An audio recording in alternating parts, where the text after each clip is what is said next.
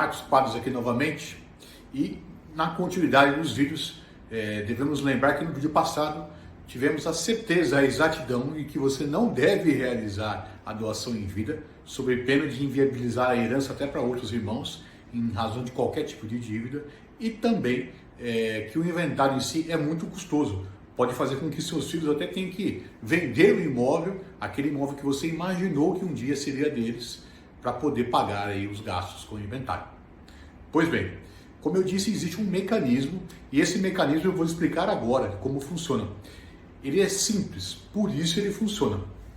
Eu fiz aqui um desenho e peço desculpas porque tenho certeza que meus filhos poderiam desenhar muito melhor, e em razão das minhas limitações eu fiz aí um pai e uma mãe padrão aí da pré-escola, melhor dizendo. Pois bem, temos aqui a figura do pai e da mãe que transferem um imóvel, ou vários imóveis que sejam, tá, para uma empresa, que nós chamamos de célula-cofre. Aqui está nomeado como CNPJ, mas eles criam essa empresa, transferem todos esses imóveis para essa célula-cofre, para essa empresa. Importante, sem pagar o ITBI. E por que não há o pagamento de ITBI?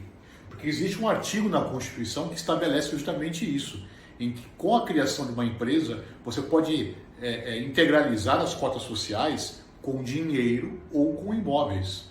E há total imunidade, não há nenhum gasto.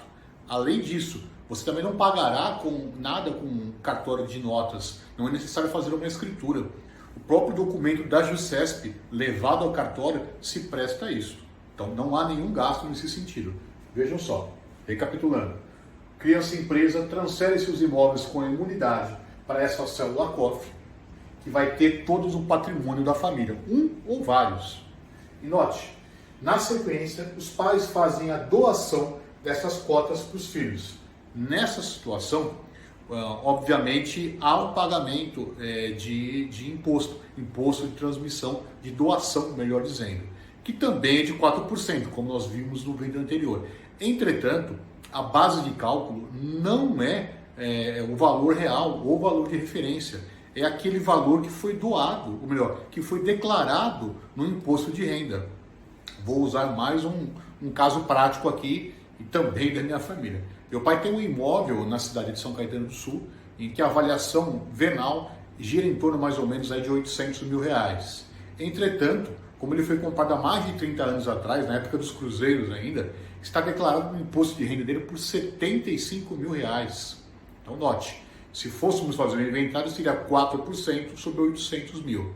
Mas à medida em que eu faço a integralização das cotas e a doação para os filhos, eu vou usar a base de cálculo dos 75 mil do imposto de renda. Uma fração baixíssima. E isto tudo dentro da legalidade, tá? Quer seja a isenção do ITBI, quer seja a base de cálculo para o pagamento, para a apuração do ITCMD.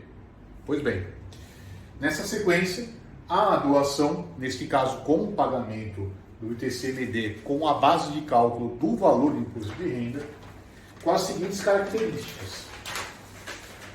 Antes de entrar nesse detalhe, é importante que você entenda.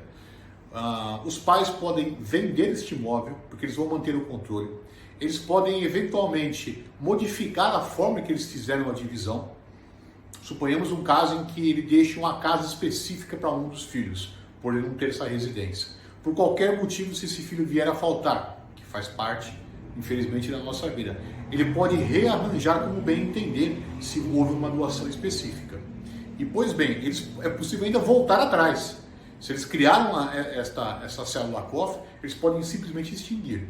Mas o ponto principal a doação, essa doação ela é inalienável, ou seja, os filhos não podem vender as cotas, que também é algo muito interessante. Imaginemos um filho aí desviado, em que sabe que tem acesso agora, que é proprietário, melhor dizendo, dessas cotas e pretende vender. Mas não é possível, porque na doação coloca-se essa cláusula de inalienabilidade. Torna-se inalienável. Muito interessante. Segundo ponto, que resolve aquela questão da doação em vida, que nós comentamos aí no primeiro vídeo, onde a dívida de um dos irmãos alcançou os demais. É a chamada impenhorabilidade. E quero aqui fazer um parêntese muito interessante. Para pessoas mal intencionadas, isto aí beira até a má fé, mas não é. É algo realmente legal. Eu dou e torno essas cotas dessas empresas, lembrando, as cotas que têm os imóveis impenhoráveis. Qual é o X da questão? É que a doação tem que ser anterior à dívida. Se a dívida já existir, esse mecanismo não funciona. E um terceiro ponto, muito importante, é incomunicável. O que quer dizer isto? Que se porventura, vamos imaginar também um caso de um falecimento de um filho antes dos pais, que o pior cenário que pode existir é como o pai não gosta nem de pensar nessa situação. Mas, pois bem, com a incomunicabilidade, se porventura um dos filhos falecer e não tiver deixado herdeiros, mas for casado, este imóvel ele retorna para o seio familiar, para a matriz familiar. Não a viúva do seu filho não vai funcionar como herdeira. Porque, note, ela vai ser herdeira se porventura você não colocar essa cláusula de incomunicabilidade. Isso é importante que aconteça. O mais interessante de tudo isso é que é dentro da legalidade. Isso é feito nos Estados Unidos, arrisco dizer, há mais de 50 anos. Inclusive, nós temos até um nome aí americano, que é a holding, desvendando o mistério. Holding. Que em nosso caso é a holding familiar. E veja, as grandes famílias realizam esse procedimento. A família Odebrecht, Antônio Emílio de Moraes, dentre outros. E esse procedimento é feito nos Estados Unidos, como eu disse, há 50 anos, dentro da legalidade. E você verá no próximo vídeo, na sequência, que eu vou lhe encaminhar também, que isso não se presta somente a famílias milionárias. Pelo contrário, uma família com um único imóvel, ela já é candidata a realizar a holding. Você entenderá no próximo vídeo. Muito obrigado.